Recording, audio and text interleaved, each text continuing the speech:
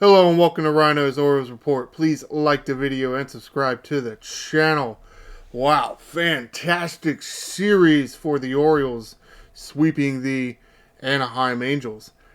Did it come at somewhat of a price? Yeah, maybe. Depends on how you look at it.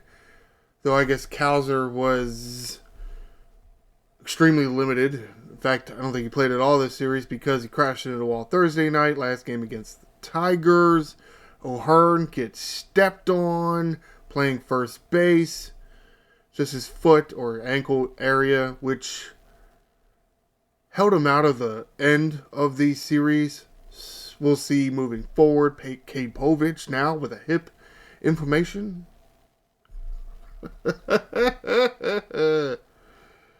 Oy. As you can see, I'm on MassonSports.com. Let's get to game one. Oh, wait, that's the wrong... Okay, I was looking at something else. Anaheim Angels 0, Baltimore Orioles 2. Yeah, I think I'm going to stick with Anaheim Angels. Because that's where they're located. Very weird. Yeah, this was a game that had rain all around it. A bit of a delay before the game. Then a bit of a delay in the middle of the game. Damn rain. Go away. Come again another day. Jackson Holliday, Ofer. Seems like he was affected by the rain. Adley Rutschman, 1 hit, also walked once. Henderson with a hit. O'Hearn, 2 hits and an RBI. Laureano hit, RBI, and a walk. Cedric Mullins walked once. Arias, 1 hit. Carlson, Ofer. Maverick Hanley behind the plate seemed to be getting the Charlie Morton duties. Seems to kind of be working, don't it? Though Ofer, disappointing. Though that would change from our backup catcher, wouldn't it? Yeah, but I have to wait till next game. O'Hearn with a double, Laureano with a home run, and O'Hearn with a home run. Ooh, there you go. Charlie Morton, again, gets the start in this game. Has that been the trend? Maverick Hanley gets called up and catches... And yeah, Charlie Morton was on the mound for Hanley's debut behind the plate. At least that's what everybody else is tracking, especially Charlie Morton. Because he's mentioned that a few times in his post-game talks. We'll have to see because, yeah, Maverick Hanley, this would be his last game, at least for this season, or this current stint option. Current option, yeah. We'll see moving forward with Charlie Morton. 5 full innings pitched for Charlie Morton. Does give up 5 hits, but no runs. Walks 1, strikes out 10. Okay. Alright. Yanier Cano in for the 6th inning. Yeah, a little earlier this time. Well, does give up 2 hits, but no runs, no walks, 1 strikeout. Gregory Soto in for the 7th inning. 1 hit, no runs, no walks, no strikeouts. Brian Baker, 8th inning now. Okay. I mean, it's working. Pitching the full 8th inning. No hits, no runs, no walks, 2 strikeouts. Felix Bautista in for his 13th save. Full 9th inning. No hits, no runs, no walks, 2 strikeouts. All right. Getting up there. Especially with Bautista. Middle game of this 3-game series. Anaheim Angels 5, Baltimore Orioles 6. Holliday 1 hit. Rutschman catching today. Oh, finally getting behind the plate. 2 hits, also walked once. Henderson hitting an RBI. Westberg hitting 2 RBIs. Laureano over, but he did walk once. Mullins 2 hits, 2 RBIs. Sanchez, yes, Gary Sanchez back. Sadly, that means no more Maverick Hanley catching Charlie Morton, but does mean more offense from your backup catcher. So what do you want? Do you want that Greg Maddux type of thing where he didn't have Javi Lopez catch him back in the day? Yeah. Sanchez hitting an RBI. Luis Vasquez, remember he was recalled to replace Jorge Mateo, dealing with some elbow inflammation. More on Mateo in a bit. Not in the field, but pinch running for Sanchez here. Carlson, 1 hit. Kobe Mayo getting a big, big time look. That's what we're talking about. Getting looks at these players. Seems to be the word that we're using now. A lot more looks at first base than, say, third base for Kobe Mayo. Yeah. I mean, he mentions it in his post-game talks. It's that third base, there seems to be a lot more complicated things going on. It's not like there's less going on at first base. It's just less complicated. Go cover the bag. That's what you're doing 90% of the time. And to a certain extent, it does look like it's allowed him to loosen up and maybe concentrate more on his at-bats. Because 2 hits here. All right. Let's get the extra base hits. Mayo with another double. Good. Nice to see some power numbers from him. Still no home run from Mayo yet, but whatever. Holiday with a double. Sanchez home run. Yeah. Mullins also with a home run. Henderson's 9th stolen base.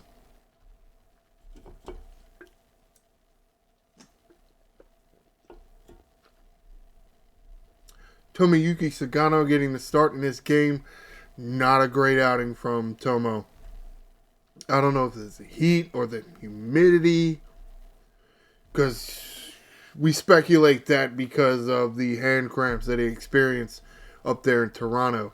Is that something that can happen to him when he is very hot out there, expelling a lot of energy, whatnot, or whatever?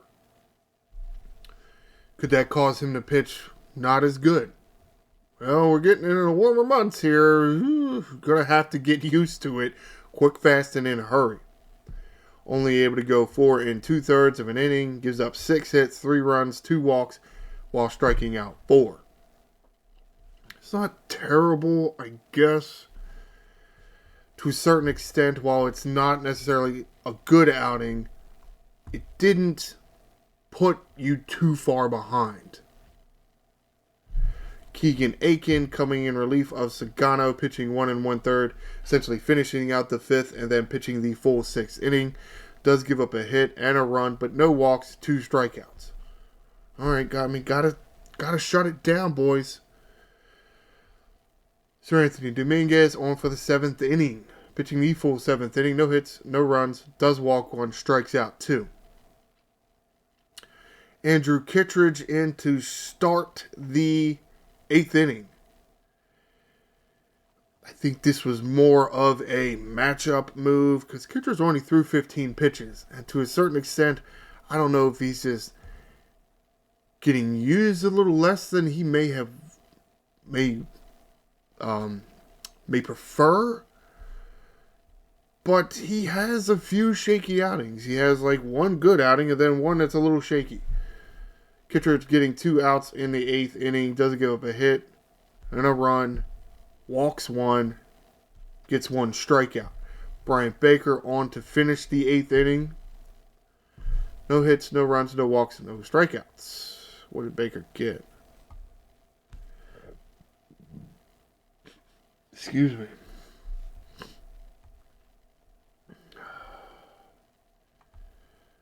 I feel like, did he get us out of a jam? I can't remember. I should have been looking up this stuff beforehand, but I didn't because I'm awesome. Yeah, I mean, there was 1 runner on. I feel like somebody got out of a big jam. Though I don't know if it was this weekend or maybe if I'm thinking about the series before it. It's Keegan Aiken. Right here in the 5th inning. Neto leads off with a single, then a hit by pitch, and then a double. So Neto scores. You got a man on 3rd and a man on 2nd. And then, you get a ground out here, and then another hit by pitch. Hit by pitch twice in an inning. Yeah, and that was about done for Sagano. But here's Aiken in here with the bases loaded. Fielder's choice at 3rd base. So that was a big moment there. that is where the game could have turned, and instead of winning, that's where the Orioles could have lost. But Keegan Aiken, one, being available because other guys are stepping their game up, and two, actually getting in there and getting a job done. It's good. Felix Bautista on for his 14th save, 9th inning here. Remember, we're up by 1. Yeah, because Kittredge gave that 1 up in the 8th. Now, was some concern, I think, with some people bringing in Felix. I mean, back-to-back games again. And while he has been getting through it, I think this is the first time in a long time it's back-to-back games, and that second game, only a 1-run lead. It doesn't happen that often. Everybody always feels more comfortable going into a 9th inning with more than 1 run. I feel like, and now I'm going to go back to the play-by-play. I feel like his miles an hour on his pitches ticked up a bit. Let's see if we can look at two-seamer 97, splitters at 88. I feel like he got up to 99 with something. And yeah, we did see one registered at 100. Now how accurate is this? Did they turn the setting up 1 or 2 miles an hour so people like me and you all would look at that and be like, all right, Felix is back. All right, we can take a deep breath here. Sinker at 98, sinker at 99, sinker at 99. I'm at 98. Yeah, registering a lot of these as sinkers. I don't think he really throws his sinker at 100. I feel like that's got to be the 4-seamer. The sinker, I feel like, is more 99, 98. But, I mean, whatever. That's fine. But again, his miles an hour, it's ticking up. Now, what could be some of the reasons? Because you see here, they're back down to 97 and 98 instead of here being 100. I mean, this is Mike Trout here. So, could that have been something to it? And to a certain extent, if that's what it was, extra juice, you used extra juice for Mike Trout, or you got extra juice, like your nerves and the butterflies and your heart's beating faster because it is Mike Trout, or are you trying hard? If you're trying hard, I don't think that's really a good thing, because that could lead to an injury, especially if you're just coming off of Tommy John surgery. So, or maybe not just coming off of Tommy John, but it is nice to see that it's there without any reported setbacks or pain or whatever. Now, because back-to-back games, he's not available for this third game, but though didn't really need it. Anaheim Angels 2, Baltimore Orioles 11. Yeah. Westberg leading off in this game. I feel like Tony Mansolino, or whoever it is that makes a lineup here, took a little bit of criticism for this game because a lot of the guys sitting out. Jackson Holiday not on the bench. I mean, not on the bench. Not in the game. Ryno Hearn again sitting. Cowser again sitting. It's not unheard of, okay? It's a tough lefty. You can't have Jackson Holiday playing every game. You can't have Colton Cowser, Ryno Hearn playing every game, especially when they're a little banged up. Excuse me. So, I don't know that I necessarily have a problem with this. I think it's weird to DH Gunnar Henderson, but whatever, man. Whatever. Westberg leading off, doing a lot better this time leading off. 2 hits, 2 RBIs, walked once. Urias, 2 hits, 2 RBIs, hitting in the 2-hole. All right. Yeah, going with a little right-handed heavy lineup this game. Henderson, 2 hits, walked once. Ramon Laureano, 1 hit and an RBI. Sanchez, 2 hits and 4 RBIs. Yeah, that's what I'm talking about with your backup catcher can now provide you some offense. Is he as good on defense? No. No. I feel like there were a few blocks that there's at least one that, yeah, alright. It's called a wild pitch because it bounced in front of Sanchez. Okay. You're right. It's a wild pitch.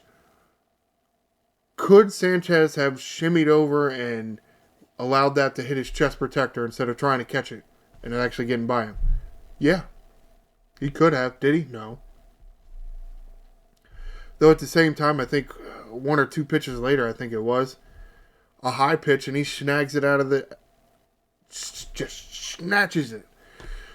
Was a good move, though to a certain extent it was like right over his head, so it was a little easier.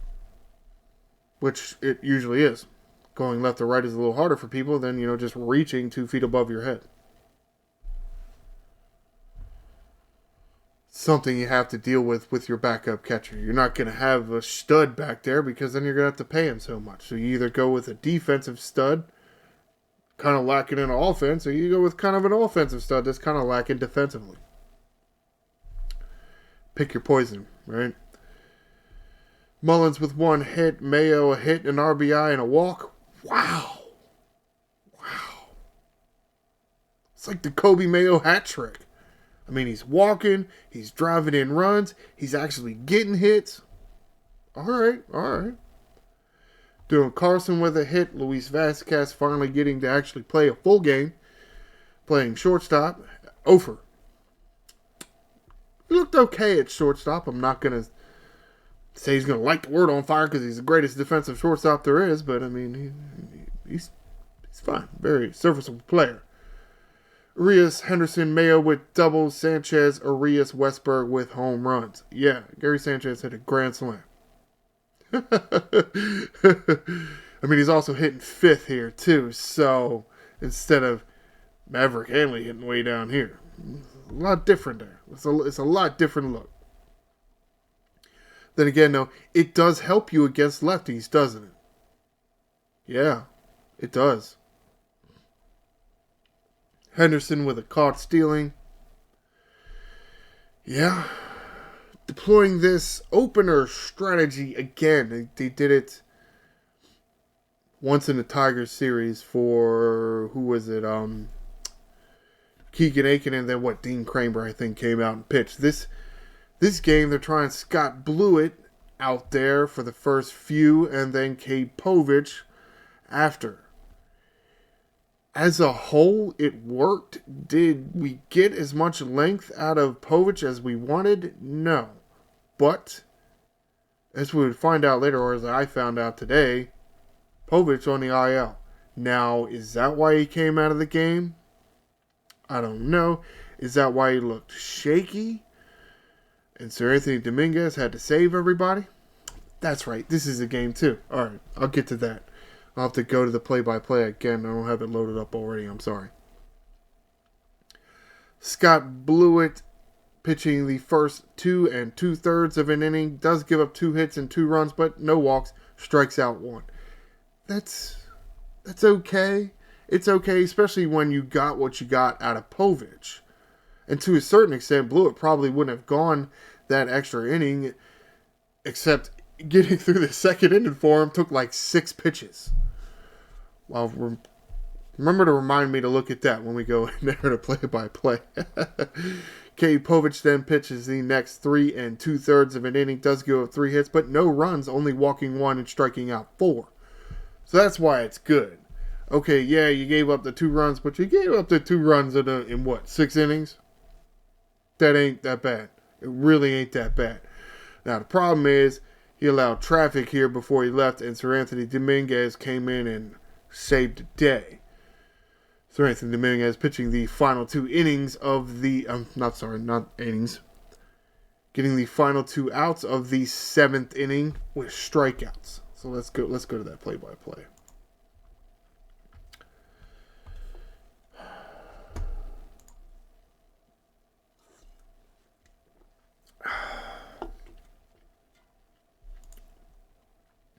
What was this? 5 pitches to the first batter for Blewett. 2 pitches. Oh, I'm sorry. It was a lot. It was a lot more. Wait, it was 7. So I guess it was 12. It's still quick. I mean, it's still a quick inning.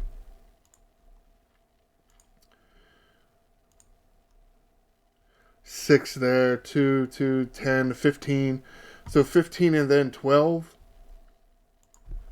The less than 30 pitches in the first, coming out for the third inning. Yeah, you kind of understand why you let him get a few outs there. Then in third, he did allow the double. Here's where the wild pitches were. Yeah, wasn't great. But you got out of it. You only allowed the one run to come in. Who came in, though? Out, foul tip. Yeah, that's right. Brian Roberts and Kevin Brown on the call, making that note that Blewett gets the first 2 outs, gives up that double, and then it's Povich to come in and try to get out of the inning with 2 outs. Because in his previous start, every time Povich ran into trouble, it was after he already got 2 outs. It's weird.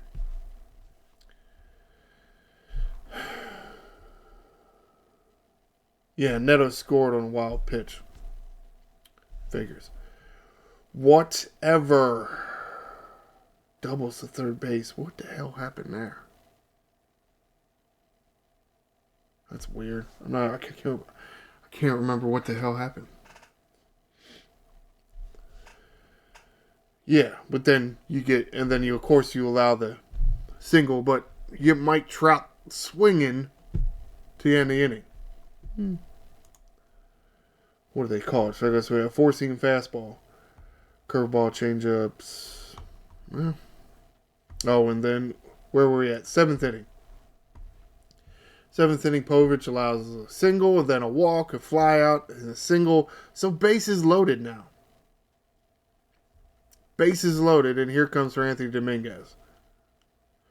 Yeah, I do feel like earlier in the season, under Brandon Hyde, things like this didn't happen. And I guess it was because some of your good relievers like a Dominguez or Baker, Cano, they're not getting used the right amount. There is a too little and a too much usage for a relief pitcher. And I feel like now the organization is doing a better job at it. Is it because Brandon Hyde's not making a decision? Or is it because of something else? I don't know. It's hard to not think about what a manager really does in game to help his team win. Because to a certain extent, is the manager making the lineup by himself? Or is he putting in names and then sending it up to Mike Elias in his office for approval? Can't exactly do that in game with relief pitchers. That's a huge thing for a manager and how he manages the bullpen. And it just seems to be going better right now. Why is that?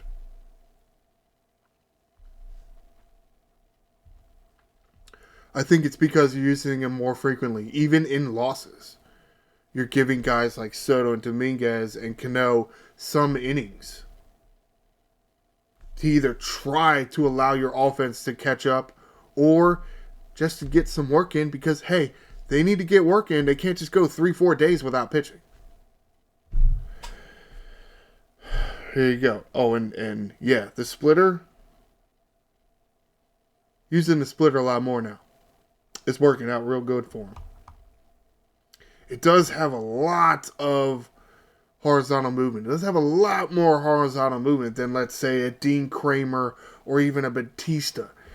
So, yeah, it works away from lefties a lot, too, which is somewhat odd, but not unheard of for there to be some horizontal movement for a splitter, and maybe that is one of the reasons why it took him so long to work on it.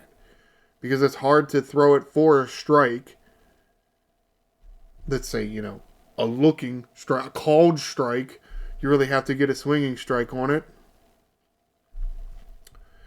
hitters know it's coming, they just don't swing because it's not going to be a strike. Again, that is hard. So, maybe that's why it did take a while for him to use it more often. Andrew Kittredge on for the... What the hell is it? The 8th inning. I mean, it's blown out by now. No hits, no runs, no walks, no strikeouts for Kittredge. Because what did the Orioles get? Yeah, 2 in the first, 1 in the 4th, 2 in the 6th, 4 in the 7th. That was Sanchez's grand slam. And then another 2 in the 8th. So, not a safe situation. But again, here, you got Kittredge and Cano. Well, I guess Kittredge pitched the top of the 8th, and then Sanchez got all those runs for us. And then Cano comes in for the 9th. Because Cano had to pitch. He hadn't pitched in a while. Pitching the full 9th inning, no hits, no runs, does walk a batter, 1 strikeout.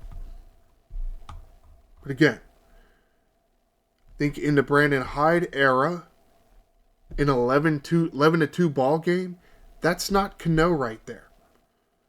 It's Aiken, or it's Bowman, or it's Colin Selby, or it's Poteet, or it's who the hell else? Cianel Perez. Or it's not one of your premier setup guys. But then that causes them to not get as many innings. And to a certain extent, are the Orioles in more games now because, let's say, Westberg's back, and Kowser's back, Sanchez is back? Maybe? Because some of those guys are back, and maybe that's caused, O'Hearn to play a little better, and Mullins to play a little better, or Carlson gets a little bit more playing time, so better defensively. Ramon Laureano's healthy. You finally found a spot for Mayo, and he's contributing. Maybe. Maybe it had to do with health, maybe it didn't. I think Mike Elias is smart enough to understand that if it was just health related with some of these position players, he wouldn't have fired Brandon Hyde. It had to be about how he was handling the bullpen. And I would have to believe that Mike Elias told him to start pitching the guys more, and Brandon Hyde didn't. Because otherwise, how you just going to fire the dude? Alright, you fire him for doing something wrong, but you could have told him, give him some coaching. But it's fine. It's however. Let's get to the articles, wrap this shit up, get the hell out of here. This article written by Rock Kabatko. This is an article from today. 2 o'clock in the afternoon. Cade Povich on the IL with some hip inflammation. It's going to be a 15-day or 10-day or one of those. Yeah, 15-day. Colin Selby recalled. We'll see. Don't know exactly what caused it. Don't know exactly how long he's going to be away. Hopefully not too long. Oh, shit. Now I got to remember. Oh, actually, that helps. All right, thanks. This article talking about Tyler O'Neill. Yeah, setbacks for Tyler O'Neill. Had to have some kind of injection into his neck, shoulder area. Still dealing with that. Also, I don't know if it was this one or one of the next one. I'm going to talk about Jorge Mateo anyway, mentioning Vasquez in for Mateo. Not Mayo. Mateo. Mateo and Mayo. Right. Mateo would be available to come off the injured list soon, but it doesn't look like it. Still dealing with some kind of sore elbow inflammation issues. Probably not going to come back Tuesday, which, he's available to come back Tuesday, which sounds weird, but that's what it said here. Probably not going to happen. This one about Tyler Wells doing some bullpen sessions a few days ago. Rock mentions in the article, comes in there dripping sweat. Which, doesn't sound like a good thing, but at the same time, does it help you get used to it? Get used to the heat. Get used to pitching in the heat. Get the heart rate up. Yes, for somebody trying to come back and be a starter, yes, I think that's useful. Taxing, sure. Useful. So far, no setbacks reported throwing bullpen sessions for Tyler Wells, so that's cool. Someone talking about Gary Sanchez. Yeah. Gary Sanchez is back. It's nice. It does appear, actually, the way he swung the bat in the last two games, with really the first two games off of his reinstatement from the injured list, it looks like, to me, he's got more offense than he had how many at-bats before he went on the injured list. So how long has he been injured? Okay, he got hit twice in the hand area. Yeah, maybe that's exactly what it was, but I don't feel like he was hitting that well to begin with. But whatever. Maybe took him a while to get going, being in the, with the minor league guys on the rehab assignment, getting to play a lot. Maybe that's helped. All right, this article here, Rockabako talking about Grayson Rodriguez. Yeah. Okay. Well, apparently, the shoulder and lat pain and problems that is causing Grayson Rodriguez to be shut down, we're done with that. According to this article, we're done with that. And now we're on to Grayson Rodriguez trying to stretch his arm out, loosen it up, get ready to be a starting pitcher. Okay. Progress, I guess. Progress. And also mentioning working with some of the training staff to try make sure these lat issues don't come up, and that he can get fully ramped up again to be able to actually pitch this year. Excuse me. We'll see. I mean, we're halfway through June. Another month in the All-Star break. I don't think he can make it back before the All-Star break, which isn't necessarily a bad thing, I guess. Could be good. We'll see what happens. All right, let's get to the schedule. Get the hell out of here. No off day for a while. Wow, no off day until what? Thursday, June 26th. Whew. What is that? Yeah, 10 more games. 10 more games before they get another off day. And they haven't had one since Monday. Last Monday. Baseball schedule is just so weird because I swear I've seen them get it. Yeah, it didn't happen when they played the Nationals. They had the Monday off, and then a Tuesday and a Wednesday playing the Nationals, and then a Thursday off. Whatever. Playing the Tampa Bay Rays in George Steinbrenner Field down there in Florida because of the hurricane or whatever that broke Tropicana Field. Not that that's necessarily a bad thing. As long as nobody got hurt, I think it's a good thing. Because Tropicana Field, man, just the way that roof is on the inside and the way it looks, it's the same color as a baseball. What? Stupid. All 4 games, 4 games set. All 4 of them scheduled for 7:35. Not 6:35, not 7:05, 7:35. And all 4 of them. Okay. However you like Major League Baseball, you bunch of weirdos. But fine. So again, Monday, Tuesday, Wednesday, and Thursday, scheduled 7:35. So that's going to do it for this edition of Ryno's Orioles Report. Please stay tuned for Friday, and I will talk about this 4-game set with the Tampa Bay Rays welcoming in the Baltimore Orioles to Steinbrenner Field. Yeah, where the Yankees have their spring training field. Please like the video and subscribe to the channel. I am the Angry Ryno, and this is Birdland.